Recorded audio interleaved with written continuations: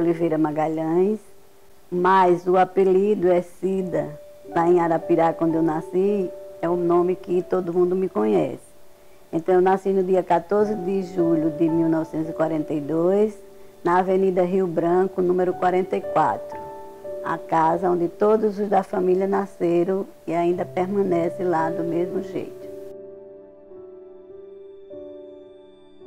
A mamãe, quando eu nasci, ela fez uma promessa com São Severino. O parto, naquele tempo, não existia hospital nem nada, era em casa. Se o parto fosse normal, ela colocaria o nome de Severino, pensando que era um menino. Aí fui eu que nasci. E o que aconteceu? Com o tempo, não sei porquê, ela tinha uma amiga que ela gostava muito, que se chamava Aparecida, e foi embora para o Rio, e ela gostava desse nome Cida, e foi ela que botou. Aí isso complicou muito a minha vida, porque onde eu estudava, eu tinha que responder como Severina. E em Arapiraca, o povo só me conhece como Cida. Até professora, meu nome era Severina, mas ninguém lá se perguntar. Conhece a professora Severina? Ninguém conhece. A professora Cida, todo mundo conhece. Aí ficou assim e eu vou levando até agora esse nome. Os meus pais, José Francilino de Oliveira, ele veio de Pernambuco, era um comerciante e na época que ele veio, ele casou com uma pessoa de Taquarana. Teve uma filha. Quando ele ficou viúvo, a minha família morava nas Cacimbas, meus avós. E naquela época os pais era quem acertava o casamento. Ele, passando pela casa do meu avô, se engraçou da mamãe e o meu avô consentiu o casamento. Ele com 33 anos e ela com 16. A mamãe, Maria de Oliveira Lima, nasceu nas Cacimbas, lá nessa casa. Minha mãe nem conhecia meu pai, já veio conhecer no dia do casamento. Era uma formalidade da época. Casaram e foram morar em Taquarana.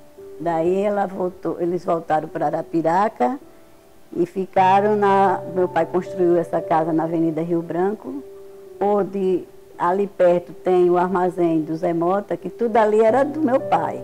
Depois ele foi fazendo doações e ficou a casa. Nasceu todos os filhos ali. Primeiro de irmã por parte de pai, é a Maria José, que é netinha do Benjamin.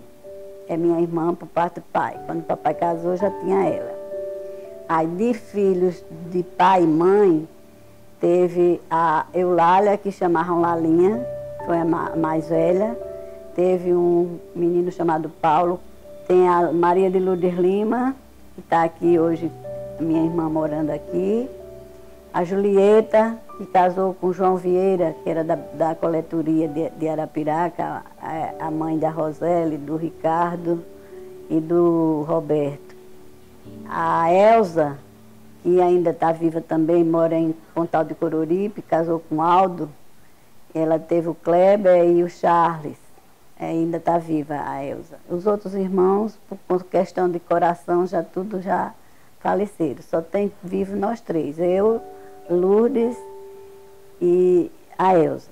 E eu sou a caçula. Meu pai, ele trabalhava com questão de fumo. Existia aqueles armazéns que era para comprar fumo para Salvador e mandar para Salvador, e ele gerenciava essa parte. Tinha sempre um sítio, mas o que ele trabalhava mais era na questão do fumo, de fiscalizar, de tomar conta daquela compra de folha para depois mandarem para Salvador, para as fábricas. E a minha infância foi muito bonita, foi um período em que não existia violência, o período em que as vizinhanças se conheciam, era quase uma família. A cidade pequena era primo casando com primo e assim a gente tinha aquela amizade mais sincera. Conseguia brincar, conseguia ficar sentada na calçada, na porta, até tarde, conversando, batendo papo, contando história. E nessa época, o dono da energia lá era o seu Valdomiro Barbosa. E quando dava 10 horas, a energia acabava, né? Então, tinha 3 pontos. Quando dava 9 horas, há um sinal, apagava, acendia. Outro sinal apagava 3 vezes, para todo mundo correr para casa, porque a luz ia apagar. E era uma infância bonita. Aí eu tinha minha seleção de amigas de infância nas brincadeiras. Era brincadeira de panelada. Uma segunda-feira elas iam lá para casa, outra segunda-feira eu ia para casa delas. E tinha uma coisa engraçada. Na minha casa, um quintal muito grande, cheio de mangueiras. Tinha um jardim também grande. Mas a gente ia brincar mais no quintal. Eu gostava muito de subir nas árvores, chupar manga lá no pé da manga, que era mais delicioso. E a gente fazia muita brincadeira, às vezes assim, de escola. Mas eu sempre era professora. Não sei se era porque era na minha casa, mas o banquinho que ficava a turma sentada, eu sempre ficava como professora e no final fui professora. Eu fiz todo o meu primário lá. No tempo, a diretora era a Dona Maria Fragoso, famosa, conhecida lá. E tem umas professoras que a gente sempre tem uma imagem que não esquece nunca. Dona Gildete, a Dona Diva, mãe do Talvani e da Terezinha, foi uma professora maravilhosa. Dona Maria José do Seu Amarino, que também foi uma professora que marcou. E nessa época o Adriano Jorge tinha o pátio para a gente fazer os lanches e tinha uma coisa muito bonita. Entrou, fazia fila, cantava o hino nacional para poder ir para as classes.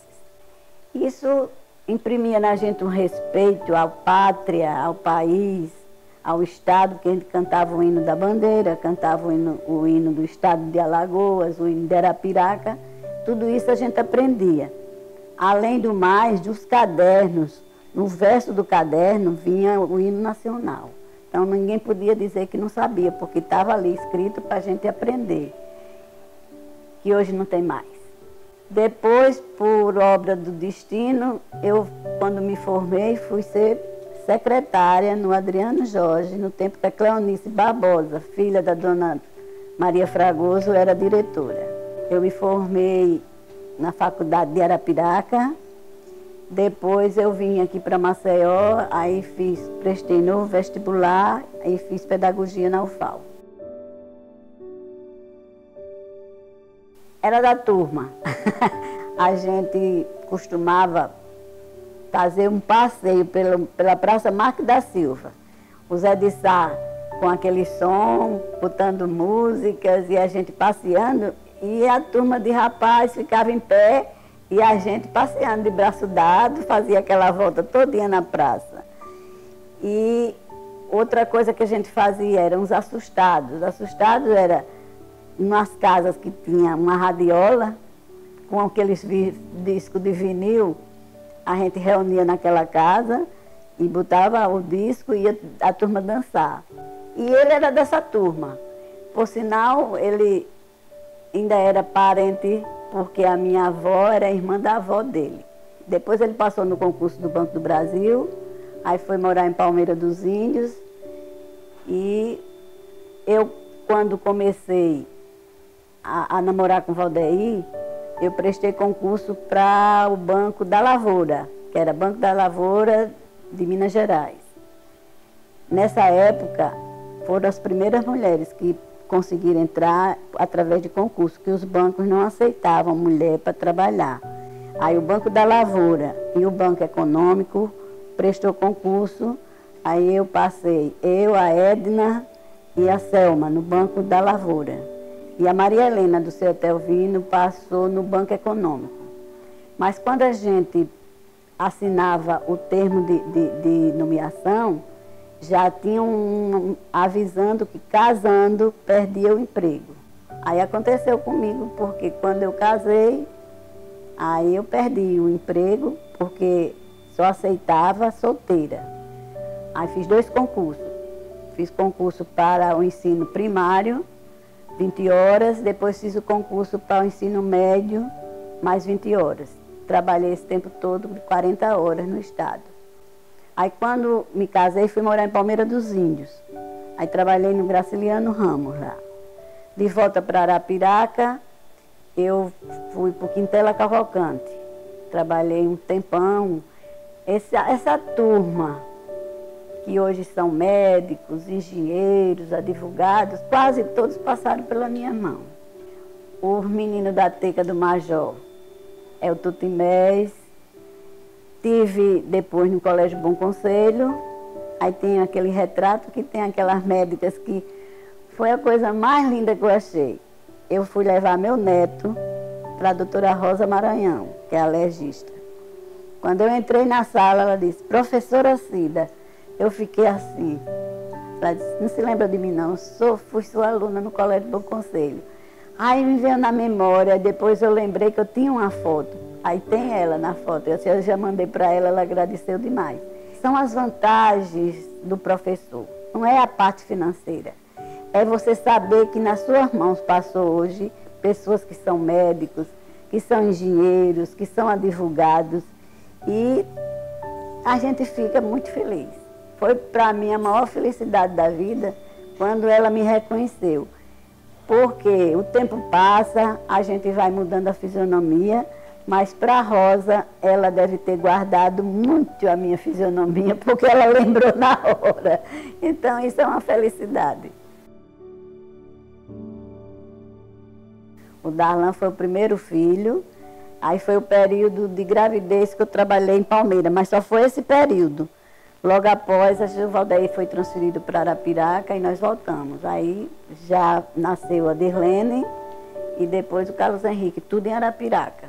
Tenho 2 netos. A minha neta, que é médica hoje, Camila Magalhães de Souza e Bernardo Diniz Magalhães. Quando eu casei, eu continuei estudando. Eu fiz a faculdade de Arapiraca, Valdeir também. Ele fazia letras e eu fazia estudos sociais. E era à noite. Então a gente trabalhava de dia, à noite pegava os meninos, botava no carro, deixava na casa da mamãe, ia para o Alto do Cruzeiro, para a faculdade, voltava, aquele ritual todo. Depois o Valdeir resolveu fazer direito aqui em Maceió, no SESMAC, da primeira turma. Ele e mais uns 3 colegas, eles vinham de táxi, saía do banco e já vinha direto para fazer a faculdade e chegava em casa 2 horas da manhã. E a gente morava nas Cacimbas, eu trabalhava no Manuel Lúcio, na calçada, não atravessava nem rua. Ouvia a sineta tocar. Mas aí ele disse, olha Cida, ou eu deixo a faculdade ou eu peço transferência para Maceió. O que é que você acha? Aí eu disse, você me dá um tempo? Ele dou. Aí eu fiquei pensando, meu Deus, estou aqui com tudo nas mãos. A escola do meu lado, a família do outro lado, tudo, o Carlos Henrique recém-nascido, a casa toda arrumadinha para recebê-lo. Mas eu pensei, um dia pode ser que ele precise desse curso. Aí vai dizer, tá vendo, você não foi e eu vou perder. Aí quando ele voltou do banco, eu disse, pode pedir a transferência. Ele tomou até um susto.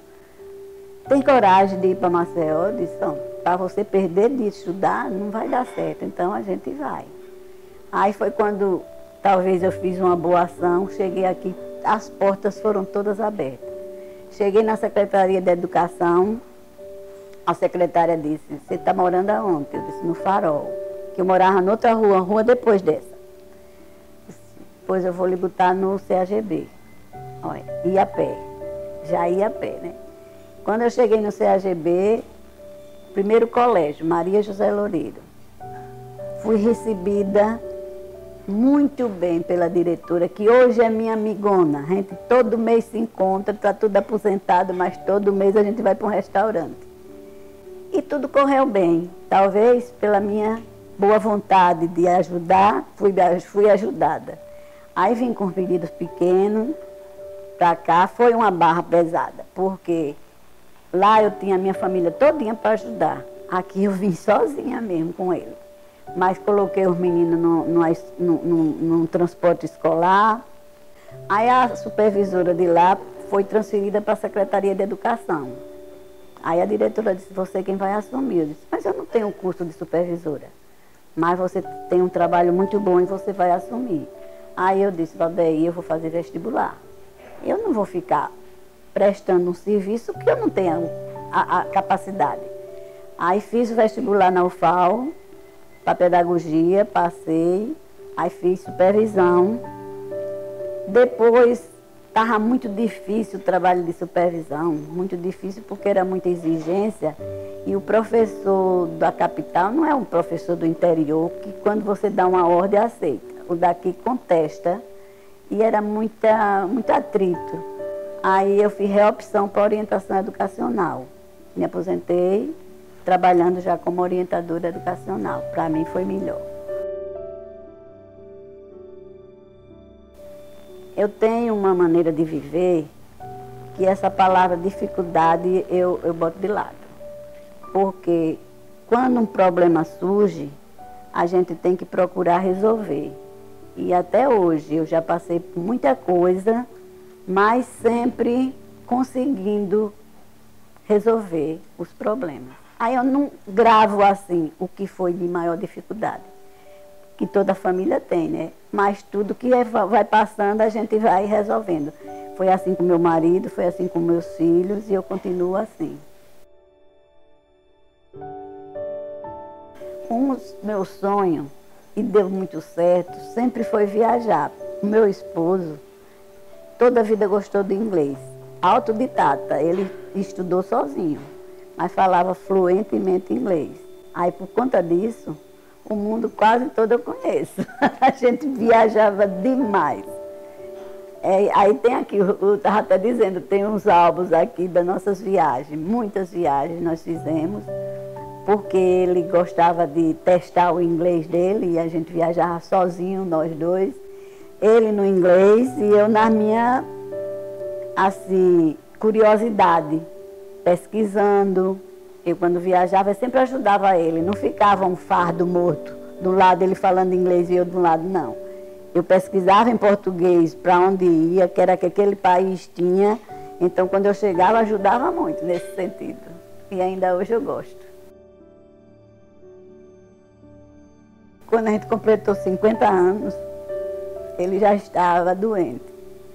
Aí a gente passou 3 anos caminhando para São Paulo, para ver se conseguia uma qualidade de vida melhor, porque a cura ele não conseguia, mas uma qualidade de vida a gente conseguiu. Aí quando completamos 50 anos, o sonho dele era viajar com a família toda num transatlântico para o Caribe. E a médica lá, quando eu falei, eu disse, e aí, doutora, a gente vai realizar esse sonho? Ela disse, vai. A sua neta é médica, eu vou passar a medicação toda e ele vai. E a gente foi. Foi a viagem linda, porque a gente comemorou os 50 anos, eu tenho até um álbum aqui de toda dessa comemoração. E ele feliz da vida. Aí, nessa época, Darlan foi e a Priscila estava grávida do Bernardo. E Camila era neta que médica, já estava formada também. Aí essa viagem marcou demais. Porque ele estava feliz e a gente estava tudo junto. Foi muito linda a viagem. Eu já fui muito de trabalhos domésticos. Gostava muito de fazer trabalhos manuais, porque no Adriano Jorge, além das aulas que a gente tinha aulas de arte, que na época despertava na criança a curiosidade. A mamãe era uma fada, a mamãe fazia coisas belíssimas. E eu cresci nesse ambiente, tanto de aprender arte na escola como em casa, e tudo eu gosto de fazer. Mas hoje eu estou mais preguiçosa, eu estou mais querendo assim, passear, ir para um shopping, ir para o cinema, ler um livro. Às vezes vou só, eles me levam, porque eu dirigi por muitos anos. Mas depois teve um acidente, não foi grave e tudo, e eu fiquei com... Toda vez que eu pegava no carro, as pernas tremiam. E eu fiquei pensando, meu Deus do céu, porque eu fazia assim, levava os meninos para a escola, ia de carro para o FAO, vinha para Maria José Loureiro, ia buscar na escola, era essa vida, mas era um trânsito melhor, não era o trânsito de hoje.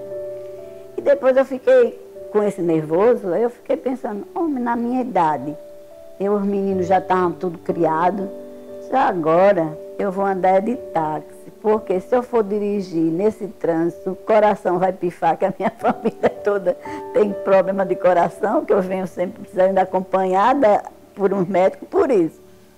Aí deixei, me arrependo hoje, mas hoje em dia eu não dirijo. Aí o que é que faz? Os meninos me levam para o shopping, depois vão me buscar, a neta leva, vai me buscar. Senão eu pego o teletaxi, que no instante me traz aqui para cá. Mas eu gosto de viajar, shopping, cinema. Agora, o mês passado, no comecinho, foi em novembro passado, o Valdeir já tinha comprado um pacote para a gente ir para Nova York. Foi quando ele faleceu. Aí o que acontece? Passou essa temporada e a gente aproveitou e foi. Ele já tinha feito todo o pagamento de parte aérea, de hotel e tudo. Eu fui com meus filhos, todos eles. Aí nós fomos para Nova York, passamos uma semana lá.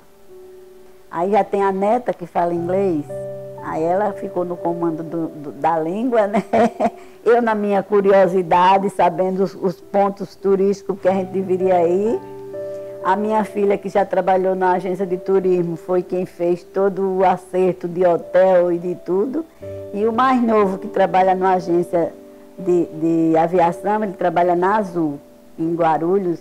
Ele é um dos gerentes de Guarulhos.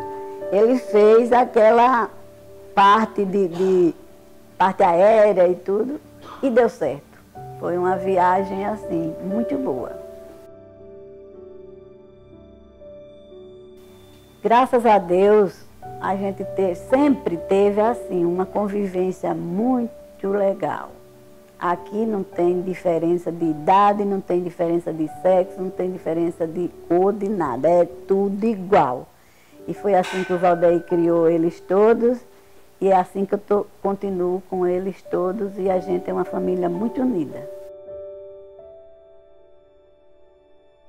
Quando a minha filha fez 15 anos, a minha mãe fez 80. Aí foi o período que estava todo mundo vivo, todo mundo feliz. É uma recordação que não volta mais, né? Já o tempo já levou muita gente. Aí é essa festa que eu consegui fazer da minha filha de 15 anos e a minha mãe de 80, que uma nasceu no dia 16 de janeiro, a outra 17 de janeiro. E coincidentemente, quando ela completou 15, a mamãe fez 80. Aí foi na casa do Mário, lá nas Cacimbas, a gente fez uma missa muito bonita, estava todo mundo, que eu fico pensando assim, agora só no retrato. Essa é a recordação que eu tenho maior. Eu tenho a impressão que quando eu for, eu vou deixar assim, um legado que é de amiga. Porque não sou aquela mãe que é só cobrança, não. O que eu posso, eu faço, mas sem cobrar. Se eu não puder, eu não faço. Mas eu podendo, eu faço. Ficarão sempre na mente deles essa mãe amiga, essa avó amiga, essa tia amiga, essa irmã amiga. Olha, sinceramente, eu tenho que aplaudir, porque a gente esquece que a vida passa e passa tudo. Isso é um tesouro que vocês estão tirando do baú, porque quem imaginaria que alguém de hoje viesse saber que em Arapiraca se vivia tomando banho de água de cacimba, tomando água de uma cisterna, com tudo hoje que é tudo mecanizado, tudo diferente, que existia uma festinha que todo mundo ia e voltava feliz para casa. Tudo isso que eu estou contando a vocês são coisas que estão guardadas e que, se não tiver um projeto desse, ninguém vai saber nunca. Então, fantástico. Eu adorei. O que eu vejo hoje, quando eu vou à minha terra, é assim, um desenvolvimento bem maior, porque depois dos asfaltos das cidades circunvizinhas, Arapiraca ficou o centro. O meu esposo foi gerente de Campo Grande e foi gerente de Feira Grande. Acredita que lá, tudo que era para se comprar, tinha que ir para Arapiraca comprar, essa cidadezinha. Tem um transportezinho que ia e vinha direto. Então, às vezes tá faltando isso. As vendinhas não tinha não, só em Arapiraca. Então, Arapiraca é o centro, é o centro. Eu vejo um movimento muito grande ali na Avenida Rio Branco, que impressiona. Às vezes eu digo assim, meu Deus, Arapiraca tem mais movimento que Maceió. Pelo menos no meu bairro aqui, eu não vejo esse movimento tão grande. Depois do shopping, o progresso aumentou muito também. Eu sinto orgulho quando eu vou lá, que eu vejo um shopping, que eu vejo o shopping cheio. Eu não tenho questão partidária. O meu projeto é de ver Arapiraca crescer, Arapiraca ser grande e ser conhecida, e que o povo lá tenha possibilidade de crescimento, porque o comércio de lá realmente é muito desenvolvido. Eu não esqueço nunca a minha terra. Agora eu moro aqui há mais de 30 anos, já estou fazendo as minhas raízes por aqui também, mas lá não posso esquecer não. E vocês estão de parabéns. Diga o Ricardo Nezinho que eu parabenizo através de vocês esse projeto.